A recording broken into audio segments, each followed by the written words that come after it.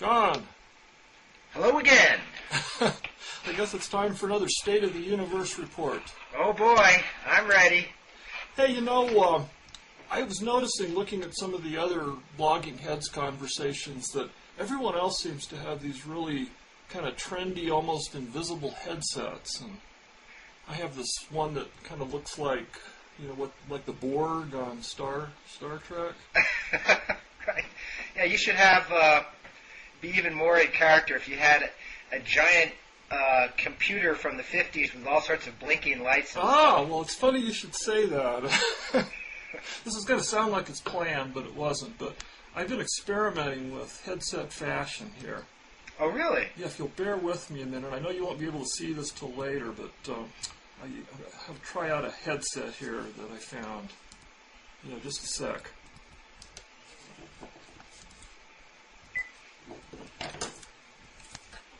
I hope this doesn't start some kind of arms race between us, George, where I've got to top your headset with doing something cool on this end.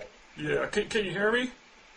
I can, but you sound like you're at the bottom of a well. Yeah, that's because I put you on speakerphone, because this headset, this is like a old Western Electric telephone operator's headset from, I don't know, maybe the 1930s or... Oh, is that right? That's great. Yeah, because this is the plug here for your later amusement, and this doesn't fit into my phone here, so I have to put you on speakerphone just to show it off. This is another eBay purchase. But no, I'm going to try to. By the next time I talk to you, I'm working on an adapter to see if I can use it for my conversations. But let me. You like that retro technology, huh? Well, yeah, and I got one of these modern ones too, so I'm going to try this one now. A friend of mine at Scientific American a few years back wrote an article about the return of pneumatic tube communications. That stuff, they used to have a lot of it in department stores. Yeah, well, you'd actually you have a little canister, you put the message in, you slip it in this thing, and it's sucked through a pipe to some other department. And I forget what the advantage was, but apparently there is some sort of advantage to this sort of communication. Over electronic? In certain businesses. Well, that's what this piece was. This must have been, I don't know, 12 or more years ago. So maybe it's completely been superseded by now. Well, the old naval ships used to have speaking tubes. Well, this wasn't just a speaking tube. It was, that you put the message in the sealed container. Oh, and it blows through. I guess there's some. It's pressurized, and it blows through to somebody else at the other end of the pipe. It's very secure. Yeah. Yeah, to eavesdrop, you'd have to get someone in with a hacksaw and divert the pipe, and put in like a Y connection. We actually used to use those at the first newspaper that I worked at, the Albuquerque Journal. Oh, is that right? Yeah, the reporters would type their stories on IBM Selectric typewriters, and then I started out on a copy desk, and then we would have to edit them by putting them, they triple space them, and then we put them in our own typewriters and do inserts, and if you scratch things out with a felt tip pen, then then would get deleted, and then we'd roll them up into a pneumatic tube, and they'd send it back to the printers, and the printers would use an optical character recognition scanner and scan the things into the paper. Wow. But it resulted in all kinds of really hilarious misprints. But that was high tech back then. It was, yeah.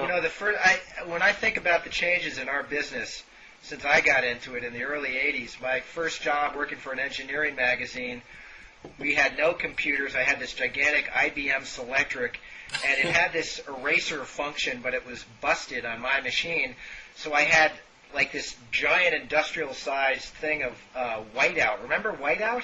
Yeah, oh yeah, we used to use paint. whiteout. So I used to just slather on it. I got an extra big brush because I always made so many mistakes that would have to cross out entire sentences on my manuscripts with this stuff. And I would literally cut and paste when I was editing my own pieces. I would slice the manuscript up with scissors and then scotch tape the fragments in a different order. Yeah, that's where the term came from. Right. Yeah, I wrote a few articles like that too. Yeah, typed them and then literally cut and paste and put them all together.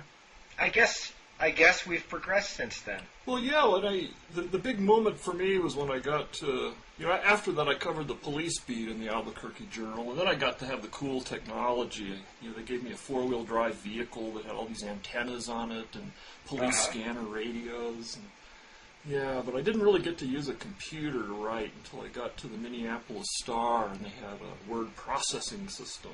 Mm-hmm. Which is real newfangled. Oh, yeah, it was great. In fact, I got spoiled when I got a job at the New York Times. I went in and they had this really funky old system that had, the terminals looked like World War II Army surplus oscilloscopes. Right. The old cathode ray tubes with the green print. That was it. Yeah. I'd like to delete a button if you're editing something and you'd hit word delete. And then you kind of sit there and drum your fingers, and you'd wait while the signal. Maybe there was pneumatic tube technology actually behind the scenes, because you'd wait while the signal went down to some other floor where the mainframe would, crunch through all of its disks or tapes or whatever, and find the word and delete it. And then you could you could get up and go get some coffee and smoke a cigarette if you smoked cigarettes. Back then, you could do it at your desk. Well, the one thing I remember, since I was working at this electronics engineering magazine back in the early 80s, there were all these stories about how artificial intelligence was going to transform communication. So they were talking about the automated secretary. So basically it was voice recognition technology. The early 80s, everybody thought within 10 years, you wouldn't have to type at all. You would have these incredibly sophisticated voice recognition pieces of software. All you'd have to do is talk into your computer, and it would instantly produce the manuscript for you. Yeah. I know there are people who use these things. In fact, sort of did. I was going to say. Did you see that piece in the New York Times book review a few weeks ago? Well, there was a piece by Richard Powers. Yes, Richard Powers, who was one of my favorite authors. Yeah. And in fact, I tried to get him to come to my school to give a talk, and I'm still. He said he couldn't next year, but I'm hoping to get him one of these days. But I was amazed by that piece. He said, as I recall, that he doesn't type at all anymore, or very rarely. I was amazed to read that, and it's really interesting too, since he wrote that novel Galatea 2.0. Yeah, about the artificial intelligence neural network machine that slowly learns about the world. That's right. It was kind of a Pygmalion story, right? Yes, exactly. Yeah, the creator of this thing. The creator of the thing fell in love with it, and this bizarre mixture of this sort of story about the intricacies of cognitive science and artificial intelligence mixed with a love story. Yeah, right. And I read it just about the time I'd finished writing Palaces of Memory, so I was, pretty up on neural network technology and learning algorithms and all that stuff. And in the science, he just really had it down cold, and yet he evoked the beauty of these algorithms in a way that I wouldn't have thought was possible. Yeah, I am a huge fan of his writing. But as far as the voice recognition technology, just 2 days ago, I had Edward Wilson at my school. I gave him this award. I'll talk about that in a little bit. But there's this guy named Steve Mirsky who came and recorded this event for Scientific American. He does a lot of podcasts for Scientific American. Oh yeah, and he writes a funny column. Yeah, a humor column for Sciam, which I really like. But he had this really cool, about a $300 digital recording device, and I was sort of asking him how it worked, and because I'm hoping to do this kind of thing at Stevens, and we got into voice recognition, and he says he's experimented with it because he sometimes likes to transcribe the interviews. Yeah. But he says that the voice recognition is still so lousy, especially when it comes to a conversation with a lot of scientific and technical terms, that it's just, there's no point in using it still. No, I thought it'd be easier if you had a lot of scientific and technical terms, because then when the more constraints you have on the vocabulary that the computer expects, it's more likely to make a right guess. Maybe the problem, he said it, these are normally conversations. Oh, if there's more than one person, I think that is tough. Yeah, because I think you still have to train it pretty closely on one voice. And then if there's any noise, there's what do they call it, the cocktail party problem, like how the human brain picks out a single conversation in the whole hubbub of a room of people and is able to focus in on it and exclude the noise from all the other conversations. Nothing like that, I don't think, is even close. A kind of attention mechanism. Yeah, attention, exactly. Which is very close.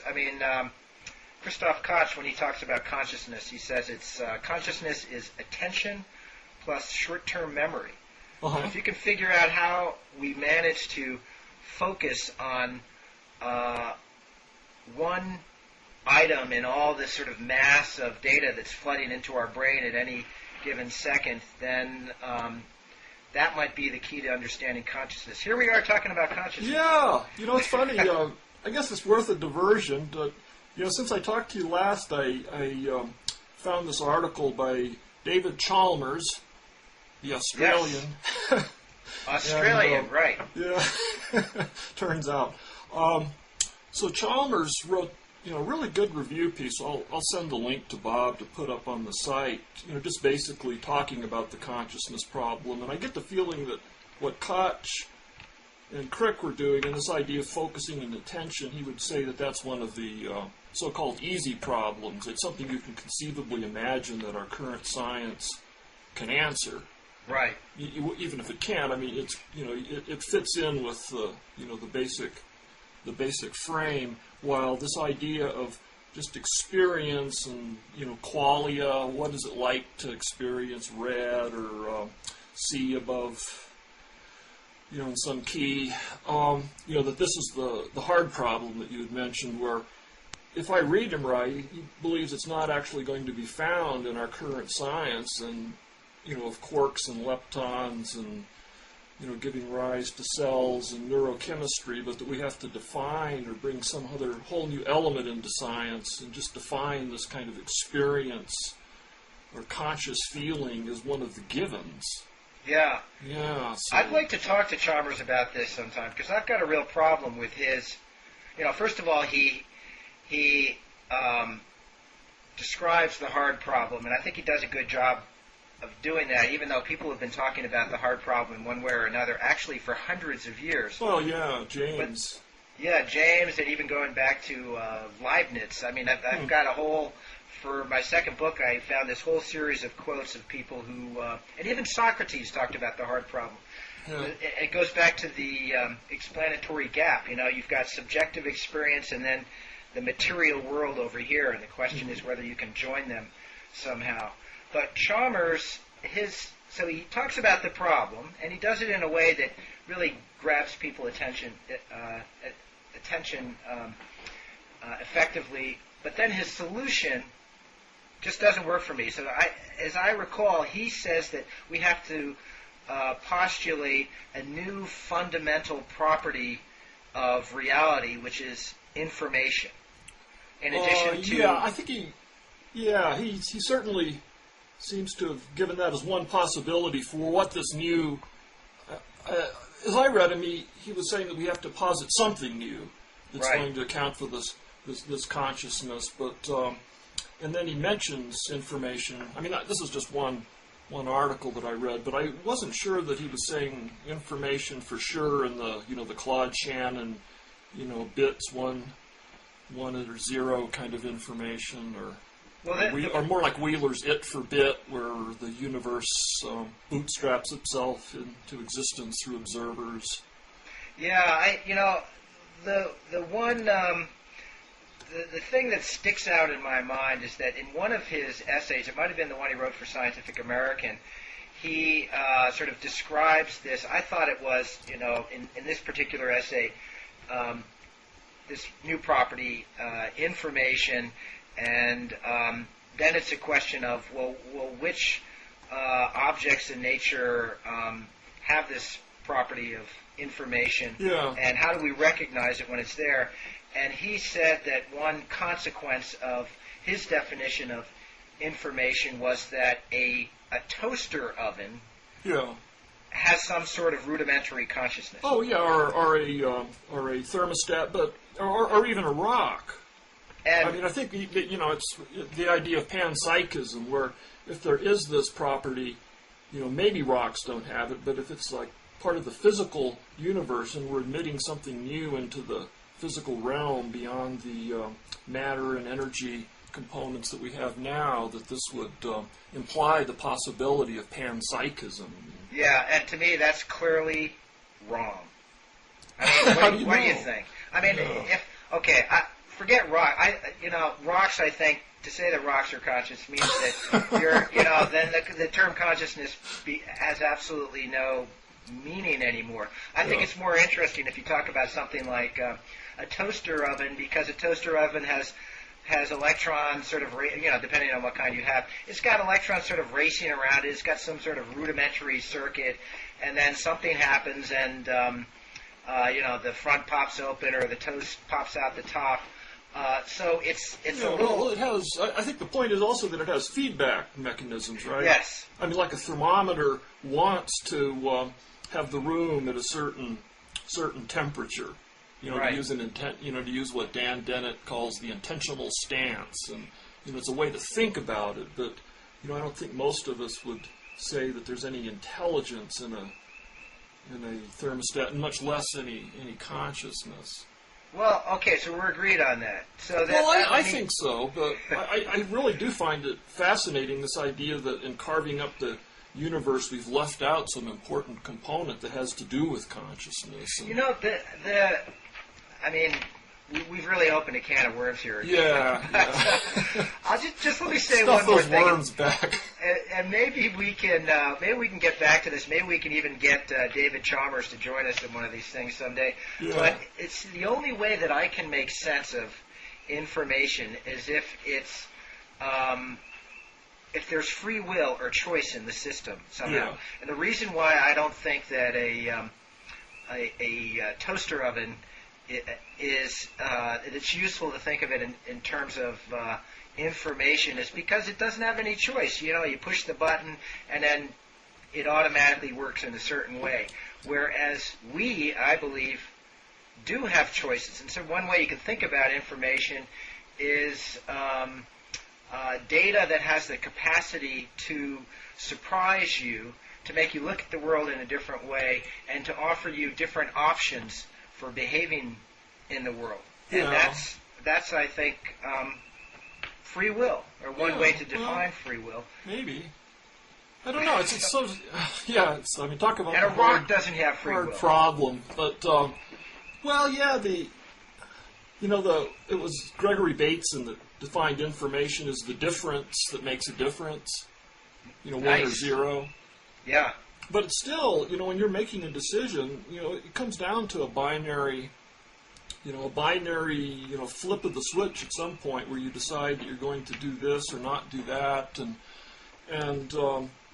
it's very possible that, I get the feeling when I'm really deliberating over what I want to do, I'll just go on and consider all the possibilities, and then suddenly I'll do one thing or the other, and it seems more like I'm fooling myself into thinking that I'm making all these deliberations, and then finally one of my neurons just flips between state A and state B, and then I do it, and then, I think, oh, well, I made this decision.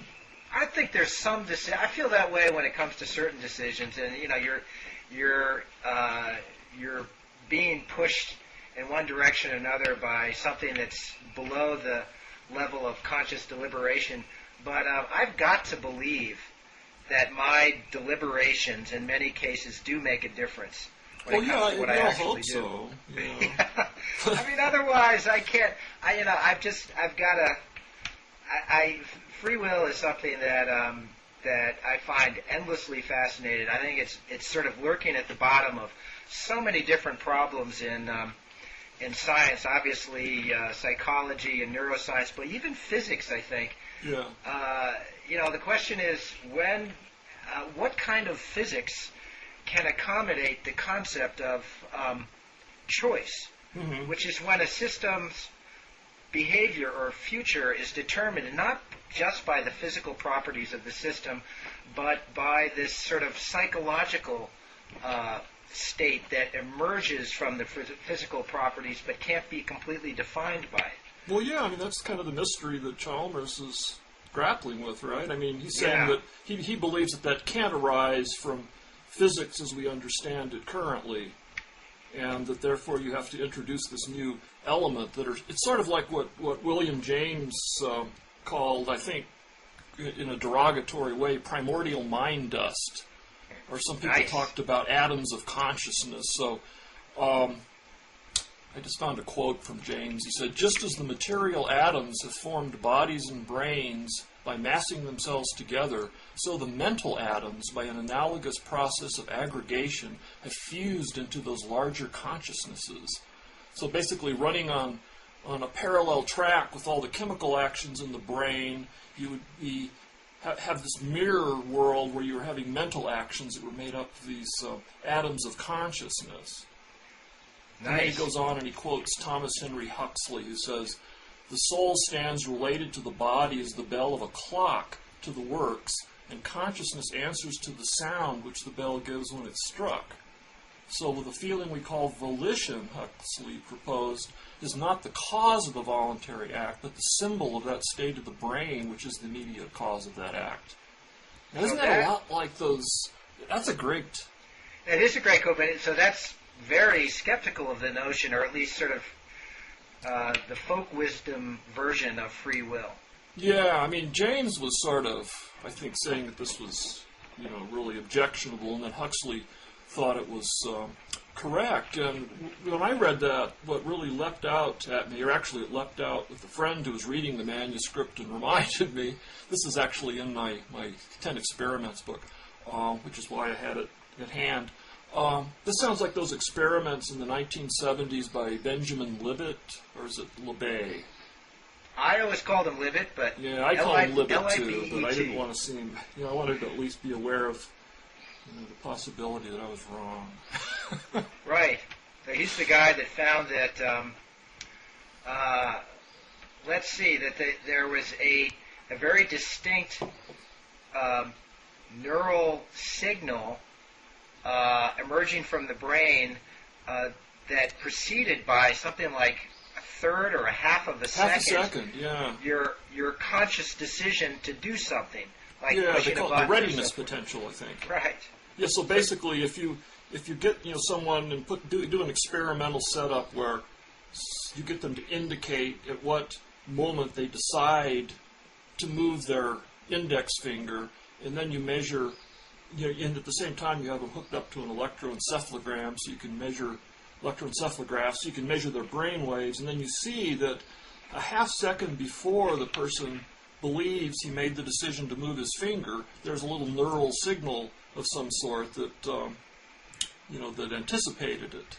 But of course, if it anticipated it, it means signals move back in time. So the implication of the experiments is, that your brain somehow decides, or maybe randomly sends the signal to move your finger, and then you have the illusion that you had made the decision.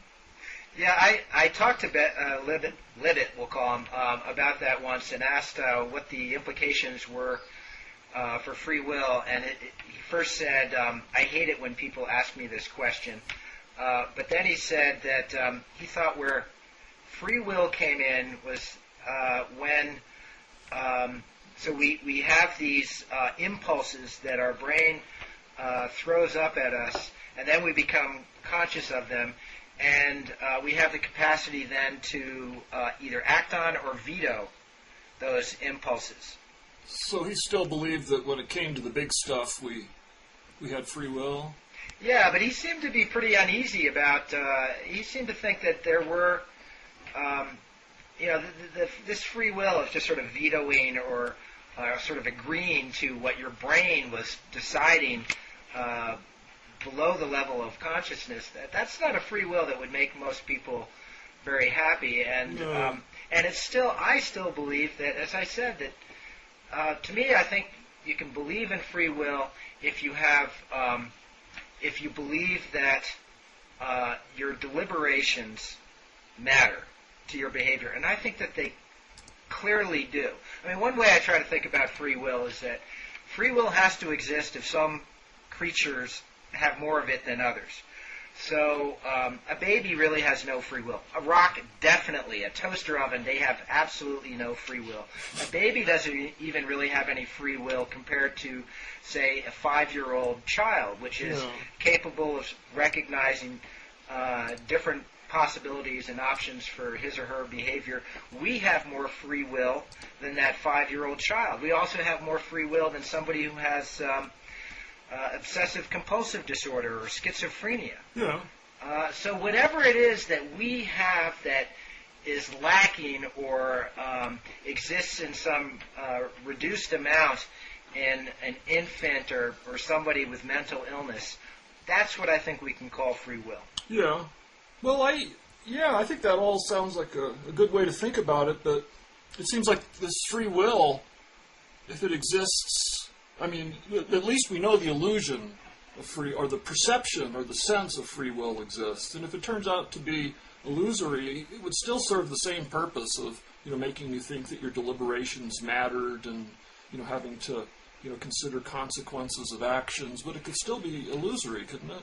Well, the fascinating thing about free will, there's this great book by Daniel Wegner, this psychologist at Harvard, called The Illusion of Will. I think that's the title. I wrote an essay for the Times about this a few years back, and he points out that, first of all, he does describe free will as a kind of feeling.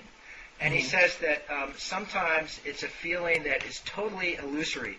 So there are patients who are being prepared for brain surgery, and they have electrodes embedded in their brains, and the doctors are stimulating different parts of their brain to find out where the lesion is that's causing the epilepsy. And you get some of these strange reactions of the patients. So in some cases, you have a patient, they stimulate part of the brain, and the patient's arm will stick up in the air like this. And the patient, and when the doctor says, so why are you moving your arm like that? The patient will insist that he did that for a reason. Oh, I was, just going to scratch my head, or oh, I was just stretching out like this, even though it was caused by the doctor stimulating the patient. But the patient has this sense of agency. Yeah, but so you can fabulate. You can fabulate, and that's a case of free will being a delusion. But there are other cases, and the one I remember is Ouija boards. So, you've got somebody who's moving this thing around on a Ouija board, and you ask the Ouija board questions, what's the date of my death or something like that, and it starts moving around to different numbers. And unless you believe in, spirits that are moving around your hand, it's you who's moving it around. Well, sure, yeah. It's like this weird feedback between your fingers and the person sitting across from you, and your knees are sort of touching, and you're all kind of nervous and jittery, and you move one way, and then the other person kind of reacts, and so it's all this kind of random. Well, not random, because you end up tending to nudge the little Ouija puck or whatever it's called to certain letters to spell out messages that might be things that you're thinking about. That's right. So Wegner is saying that in this case, the illusion is that you are not moving this thing around. You're not in control. Yeah, so in one case you have the illusion that you are in control, but you're not. In this case, you have the illusion that the spirits are in control. It can cut both ways. This idea of free will being illusory. In some cases, we are very much in control of what we're doing, but for one reason or another, we prefer to think that there are other forces controlling us. Yeah. So that's, that to me is what makes it so fascinating, is that the more we learn about free will, the more complicated it becomes. But you quoted James before. Another thing that James said, and I'm sure you heard of, after sort of contemplating and agonizing over free will, he finally said, my first act of free will be to believe in free will. By the way, taking the Kierkegaardian leap. And, right. Yeah, but this is why people get religion, John. Yeah, I've also written that I have a hard time believing in any traditional notion of God, but You believe in free will. I believe in free will. I have to have faith in free will. Yeah, but it is faith. At this point, I guess I would have to agree that it's faith, but I can, I'm trying to bring rational arguments to bear in defense of my faith. Hey, George, listen, I totally screwed up this quote last week about, we were talking about the paradox of the brain attempting to understand the brain. Yeah. And I was trying to remember this sort of koan, the Zen. Aphorism that expressed this paradox. And I finally remembered what it was. And it is that if the human brain were simple enough for us to understand, we would be too simple to understand it.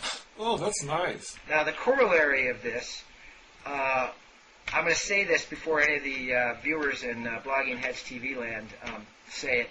If you're too stupid to remember this aphorism, then you probably shouldn't be writing about neuroscience. Well, if we're going to do Zen koans, how about what is the sound of one head blogging? I don't know.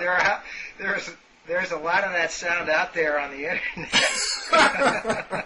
Whatever it is, I can almost hear it in my head. It's this dull roar. Yeah. All those single heads blogging.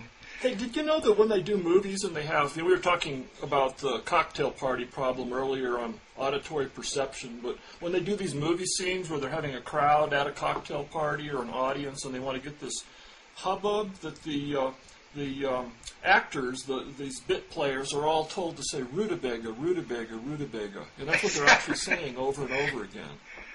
Where the hell did you find that factoid? I can't remember. It just popped out of my memory. But because I'm sure everybody, I still, after all these years of watching TV and movies, you see the people in the background having their little conversations, and I always wonder, if they're really talking, or what they're saying, or if they're just flapping their lips or whatever. So that's it. It's rutabaga. Yeah.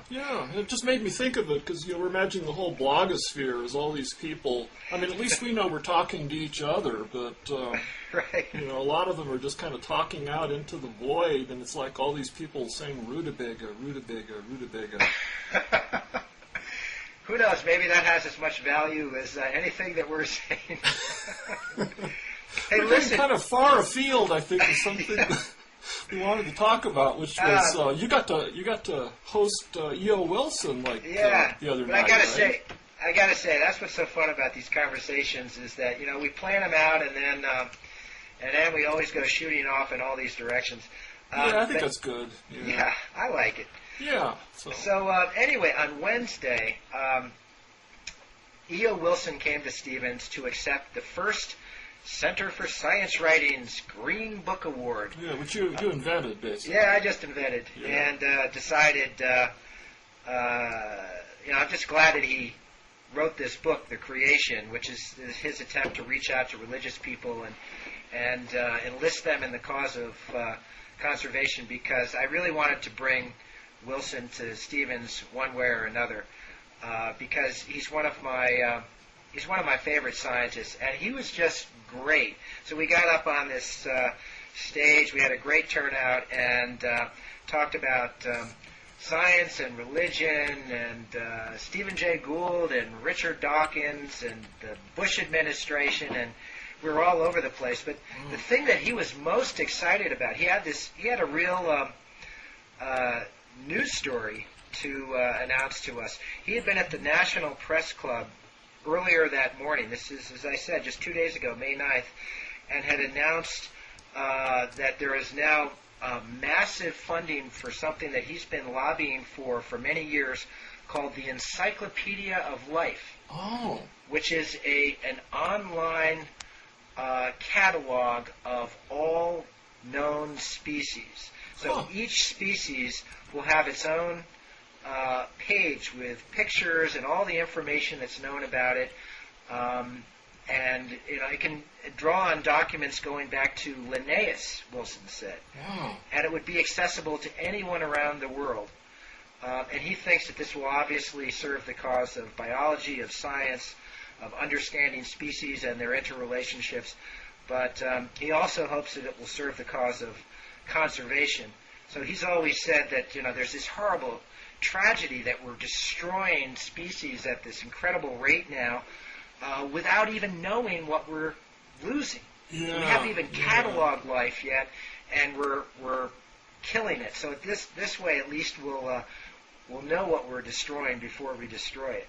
So it's like, even if they're gone, they'll each have the equivalent of a MySpace page. Right. Nicely put. So he was so excited about it. What's great about this guy, he's going to be 78 in just a few weeks. Wow. He turned 78 in June. And he just has this incredible enthusiasm for what he does. He was talking about this thing, and he was, it's being funded by the Sloan Foundation and the MacArthur Foundation. The Smithsonian, I think, is kicking in some money, and all these other groups around the world. And he was just beside himself with excitement over this thing. That's great. That's just how he comes off, and you mentioned it before, Bob's profile of him in Three Scientists and Their Gods. Just this childlike wonder, and it's just so great that it's still there. Another thing that he talked about, this was not in front of the big audience, but this was later over we had a sort of reception for him afterwards, and I sat down next to him, and he, again, got incredibly excited over this big paper he's working on, which he says will provide really rock-solid evidence for group selection, which is an absolutely heretical idea in evolutionary biology. So he really thinks he's going to turn the field on its head by showing that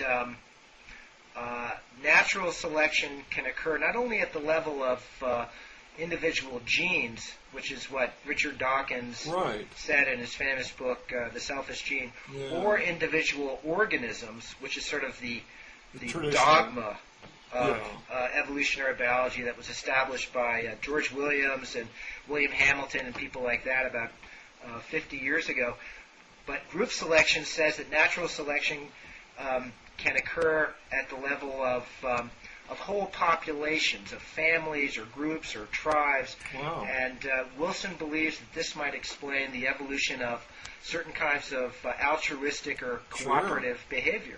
Yeah, that's always been, been the promise. But everyone basically rejects group selection, right? Because the groups don't share the same genes, or they don't share the same proximity in the genetic.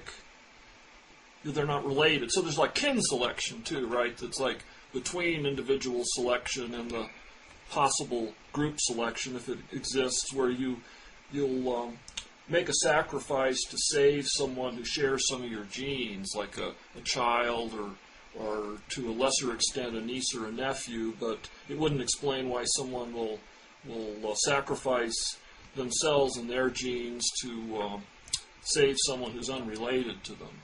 Well, so how does he get around that? Well, there was actually the mechanism that is used sometimes to explain altruism toward non-kin, or somebody who's not closely related to you, it's what's called reciprocal altruism. So this was an idea that was invented by this guy named Robert Trivers, I think around 1970. Robert Trivers is this sort of crazy genius of evolutionary biology, and this is probably his single most important idea. So it's basically the idea that, it's sort of the Good Samaritan syndrome. You help somebody who is totally unrelated to you, but you have to receive some sort of benefit in tit-for-tat sense. So it's in like the game future. theory. That's right. And this doesn't have to happen in individual instances. It can happen sort of statistically with lots of organisms behaving in a certain way over long periods of time. And you would get an increase in this kind of altruistic behavior over the course of generations. So like if you generally behave in such a sense that like you put people into your debt, like you do all these little micro favors, and then you accumulate all these little micro debts, and that this is maybe more likely that they're going to help you out, or that someone out there is going to help you out in the future, and that might make it more likely that you'll survive and get your genes into the gene pool. That's right.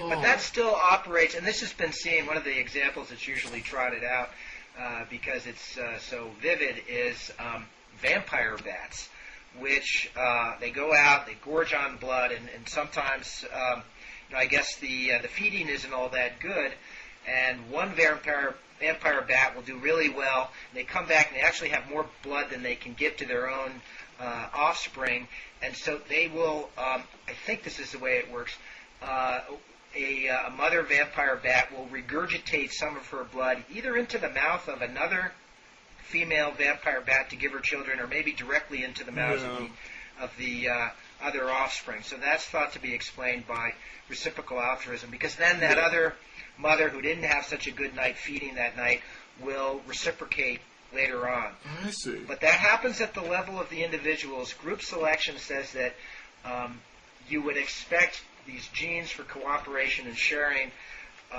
to be favored if it benefits the whole group. So, the technical details get pretty complicated, but Wilson was very confident that he had the evidence, at least for insect societies, which is his specialty, ants and termites and so forth. And he told me to keep an eye out, and he thought that this controversy would be breaking out fairly soon. So we should, I hope Bob Wright takes note of this, because I think in The Moral Animal he brought up the question of group selection and then totally dismissed it. He stuck with the mainstream George Williams and William Hamilton view of this. Well, and then non-zero, too. Yeah. So the whole thing with game theory and... Right. Yeah, that makes sense. I can see how reciprocal altruism would take you a long way within, but you wouldn't have to break out of the current framework. Right. Yeah, while group selection would really be as big a deal as like saying that there's, going back in our consciousness thread, that it, like saying that consciousness is some different part of the universe or some basic fundamental thing. It seems like it would be that big of a revolution to say that group selection was real. Yeah, group selection what's wonderful about Wilson getting behind this is that he's a very hard-nosed, tough-minded scientist, and who also is steeped in the details of evolutionary theory. And group selection is sometimes disparaged by people like Richard Dawkins, is really sort of flaky and new agey. And certainly E.O. Wilson is not flaky and new agey. That's right. But we don't know why yet. Why he's become persuaded. Is that still to come? Well, I'll just tell you one detail, and I'm not sure. I hope I don't mangle this too badly. But he said that this surprised me, that ants are actually very bad at recognizing their immediate kin, and so he doesn't think that kin selection can explain the altruistic behavior of ants. He thinks that it makes much more sense to think of their behavior as being oriented toward the entire group. Yeah. That seemed, and he talked about some experiments that he'd done to demonstrate that ants don't distinguish between kin and non-kin. Huh. So that seemed very surprising to me, but it also seemed like something that was very concrete and could be verified and corroborated by other experiments. But and then the question: have ants been observed to engage in altruistic behavior? Well, sure. I guess you get altruistic behavior within the entire nest. You get a lot of sacrificial behavior of say, soldier ants who defend the nest, and you get that also with the classic example is with honeybees. So you get bees that will defend the nest. They're basically suicidal Right. guards. They Right. attack predators or anybody who's molesting the nest, and then they die in the course of doing that.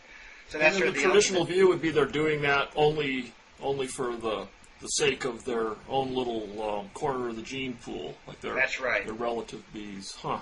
Yeah. So Well, I guess maybe we'll have. maybe it's less confusing if you look at the whole hive or whole anthill as the organism.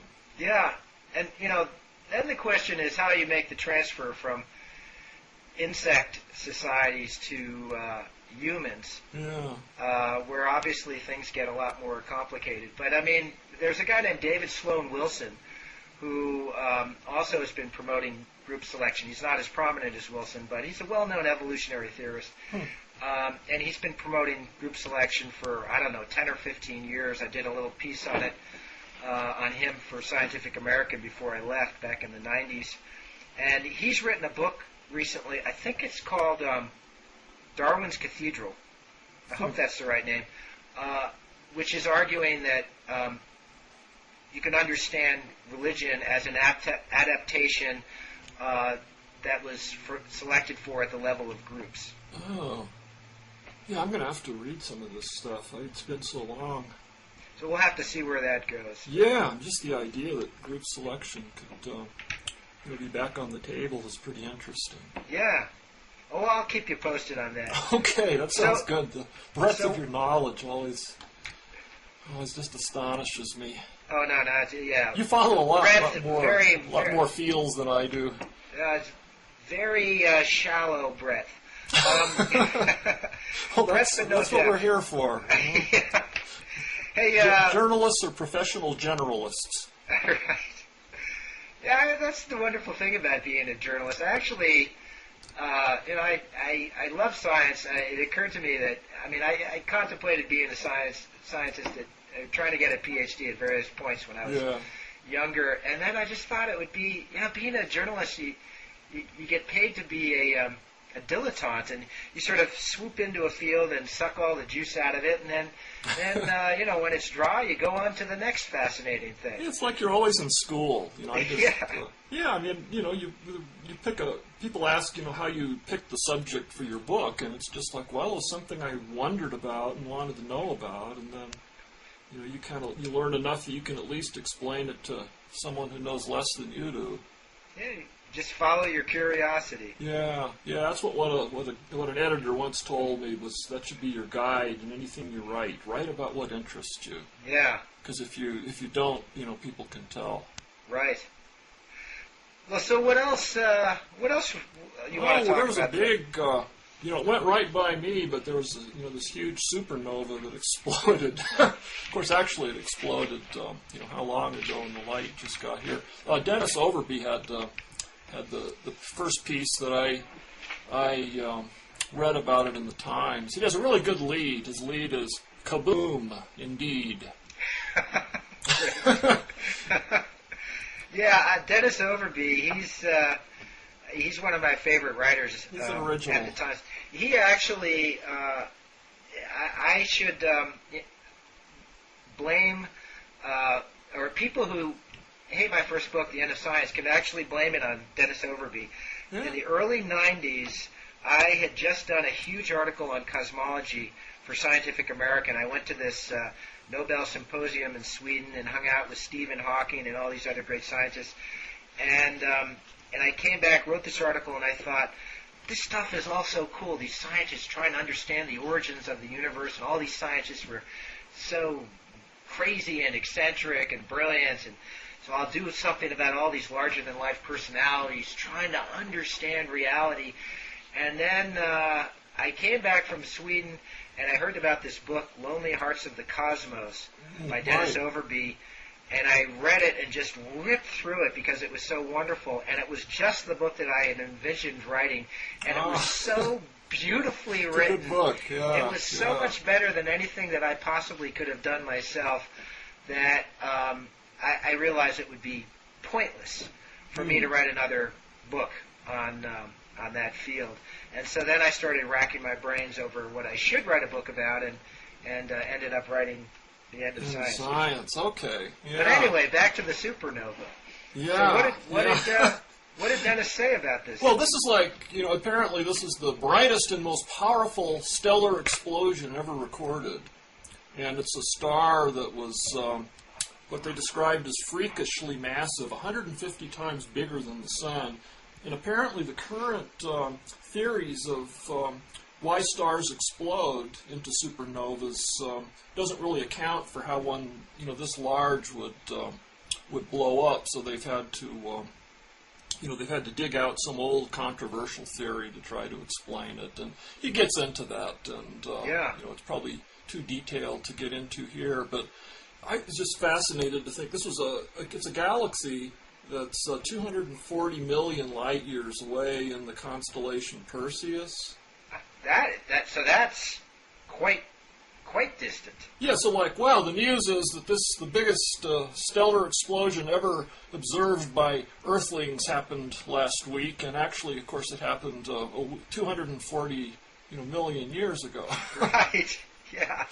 That's just always so mind blowing to think about. But the thing that really kind of piqued my curiosity in the story was he mentioned a candidate supernova in our own galaxy, and it's a star that's very similar to this one called Eta Carinae. Oh yeah, right. Yeah, and this is it's apparently it's been going through these upheavals and for the last few centuries, and there's been enough observations and measurements that they think it weighs 120 times as much as the Sun. So it's still really huge, and they think it could go like in any minute. Mm-hmm. Which of course means, it'll go at any minute, but it's actually, if this has happened, it happened millions of years ago. But anyway, is this in the range? Carinae, if it has exploded and when the light gets to us, since it's in our own galaxy, it will be so bright that you can see it in broad daylight. So we'll see it all the time. Oh my God! And you'll be able to read by its light at night. Wow! Would the radiation actually represent any kind of health hazard? No, they say not, because it'd be less than what we're getting from the Sun, because the Sun's so close. Yeah. And it would be filtered. The UV would be filtered by the atmosphere, but it would just be this idea of having this wonderful presence in the sky that would always be there that isn't here now. It's like an old Heinlein science fiction story. I think it was Heinlein, where it's about this planet where there's two suns. You just imagine what it would be like if that was, every day you got up and, the first sun maybe came up, and that's when some people would get up, and then the next sun. And this wouldn't be quite that big a change, but still this constant presence for, quite a long time. Oh, God, I hope it happens while we're alive to see it. I hope so. Yeah, I really remember that great comet about a decade ago? You could see it every night for like months. And yeah, I remember, well, there was one that I remember, I had this friend who was an astronomy buff at Spectrum magazine back in the 80s named Trudy Bell, and she had a comet watching party at her apartment, and this must have been in the mid-80s, and you could see the thing with the naked eye and see it really well just through a pair of binoculars. Oh, yeah. Now, was that Cahutek, or was it... I always it wasn't Halley's Comet, was it? Yeah, the one I'm remembering was in the mid-'90s, and it was the same time. Remember there was that weird suicide cult around San Diego, California, and they all committed mass suicide, and it was related somehow to the comet. Oh, God, that's right. Heaven's Gate. Heaven's Gate, that was it, yeah. Yeah. Yeah, this is like the... Yeah. Creepy. Yeah, that's the one I remember, and just every night I could walk out in the backyard, and it was there in the sky, just kind of sprawling across. Well, don't some historians of astronomy think that the star that is described in the Bible as appearing around the birth of Christ was actually based on a real event, the appearance of a supernova? Yeah, I think I've read that. Yeah. I don't know if that's apocryphal or Yeah, I think it's probably, within the realm of speculation, but yeah, I don't know. The one great thing about supernovas I remember is there was the one in 16. I looked it up. Wouldn't normally know this. It was in 1604, and it was the one that Kepler and Galileo both observed. Yeah. And this was apparently the last time we've had a supernova in our own galaxy. I remember there was a big supernova in I think it was 1986. It happened right after I arrived at Scientific American. I did a bunch of stories on it over the next few months, and I remember talking to somebody at I think it was Lawrence Livermore, one of the weapons laboratories, and so they do all this modeling of nuclear weapons explosions out there, and they also do modeling of supernovas because right. the physics are very similar. And I remember this guy had the world's best model of how supernovas work. It was this huge software program that he would run on these supercomputers that ordinarily are used for weapons research, and he was all upset when I called him because his model wasn't exploding and he couldn't figure out why. So this thing was so complicated, the physics were so complicated that he would just sort of let it run, and then it would obviously, if it's going to simulate a real supernova, it would supposedly explode at some point. Yeah. But he had been, sort of tweaking it to make it more accurate based on what was being learned about about the new supernova in 1986, and it didn't work anymore. Oh. So, and it just, yes. it just was the physics of these things, our understanding of these things is so. My sense was that it's so jury-rigged. And actually, reading this story by Dennis Overby and how they, the X-rays and the signature of the supernova that they were seeing was really strange, and it didn't match any of the sort of primary models that they have. And so they went searching around for some old models, and then they found one, and they thought, okay, well, this must explain it. Yeah. And it just made me.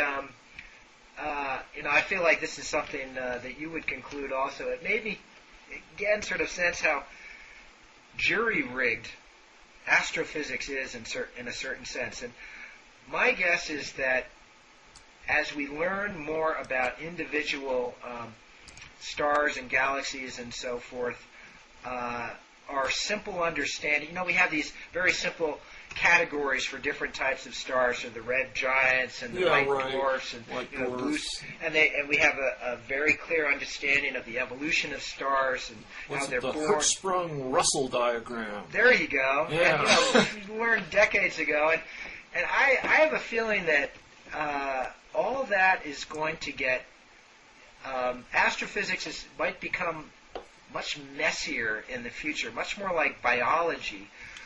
Much more unlawful as our observations become more precise. But the basic idea of a supernova, they seem to have down really well. That a star of a certain size will burn out it'll use up enough of its nuclear fuel that it doesn't expand. The expansion isn't strong enough to counteract the gravitational pull inwards, right? And then gravity wins this tug of war or push of war, and then the whole thing, collapses in and of itself, and then either explodes into a supernova, depending on how much mass was there to begin with, or it becomes burnt out little hull. Yeah. So. That sounds like they have that down really well. Well, just the way that they, this particular event. I mean, I'll sort of be eager to see how the reporting plays out over the next few weeks. I hope that Dennis has some follow-up stories Yeah, on this. that's an interesting idea that, stars are so far away, it's a little easier from our distance to have them blur into all, like a few categories, and, it's just like if you view the Earth from a certain distance, it looks, pretty simple, and then you get up close and you have all this diversity and detail and everything's different, like E.O. Wilson's Species. And right. so you'd have to have like an encyclopedia of stars, like Wilson's Encyclopedia of Life, and each star would have a page and have this, all these strange peculiarities. Is that kind of... Yeah, the most mysterious star by far is the sun. And its mysteriousness is proportional, obviously, to its proximity to us. I mean, so nobody really... Well, at least the last time I checked into it, nobody understands really what sunspots are, or why they have these peculiar cycles. They sort of wax and wane in number. Yeah. There's this mystery called solar neutrinos. Again, as far as I understand, there is the amount of neutrinos produced by the sun doesn't match what you predict from the standard model of physics plus what we know through astrophysics. They kind of plugged that hole though, right, with this neutrino oscillations, and showing that there are three different kinds of neutrinos. Oh, so that's all settled now?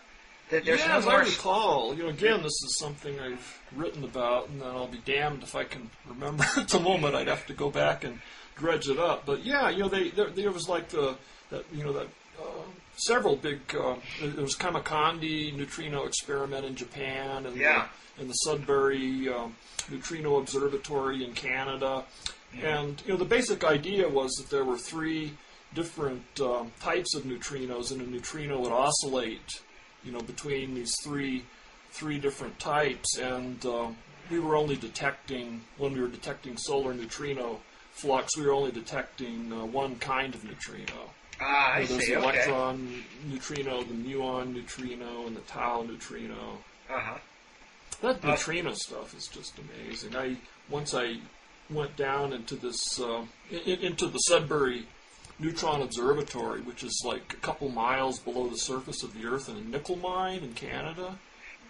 I think that's right next to Laurentian University, where Michael Persinger the God helmet guy. Yes, right. Yeah. But this was it great. all comes together, George. It's all interconnected. It's all connected. Metanoia.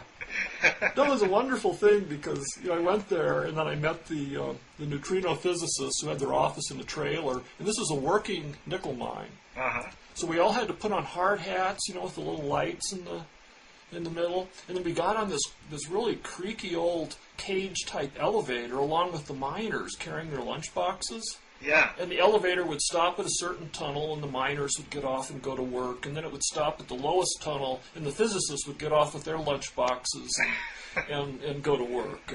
And then they, sent us through this decontamination chamber that was kind of like the one in the Andromeda strain. Yeah. And then into this beautiful space they'd carved out in this nickel mine with this neutrino detector. And that's what they were trying to do, was to show that there were these different kinds of neutrinos, and that this would be an answer to the neutrino, the solar neutrino deficit. Ah. Yeah. Well, one thing I remember from my visit to Laurentian University to see Michael Persinger was I had some extra time. I traveled around the town a little bit, and there's something that the town advertises as a tourist attraction called the world's biggest nickel.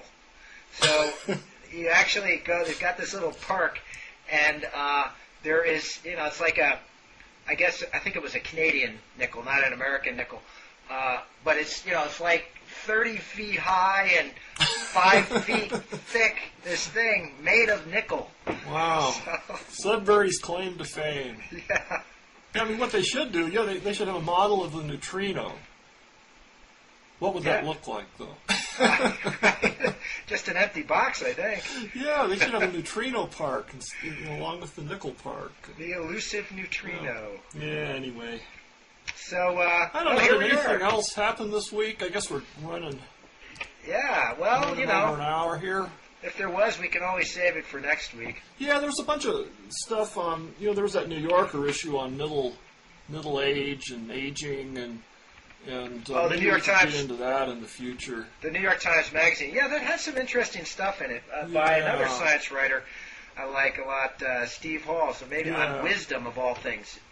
The science of wisdom that's kind of like the science of happiness. I think. Yeah, right.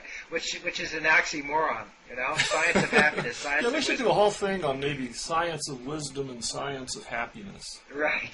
Maybe that, because there are all those books on the science of happiness that came out recently, and I think I reviewed most, if not all of them, for the Scientific American all in one swoop. So That'd be good. So Yeah. maybe we could talk about that. Happiness and Wisdom edition. Yeah, right. But don't expect to find any here. Yeah, well, you seem pretty happy. Oh, I'm okay. I don't It's know about spring. wise, but yeah. I'll settle for happy over wise Yeah, any day. yeah, that's So, good. all right, George. Well, it's been fun again. Yeah, good talking to you. And are you going to be here next week? You were No, I'm going to be up something in Boston visiting some old friends, catching a Red Sox game. Oh, okay. And- So I need to find someone to talk to. Yeah. Yeah, I think Sandy Blakesley's going to do it. Oh, that's great. I can't So wait to see what. we'll do some more neuroscience, and then then you'll be back the next week, and then I'm actually going to be gone that week because I have to go to that Decade of the Brain thing up in yeah. Virginia. So I'll try to maybe come you up could with line somebody. Chalmers then. Yeah. Okay. Sounds good. Yeah. Okay, John. All right. Talk to you soon. Yeah, watch out for those crows. Okay. Okay.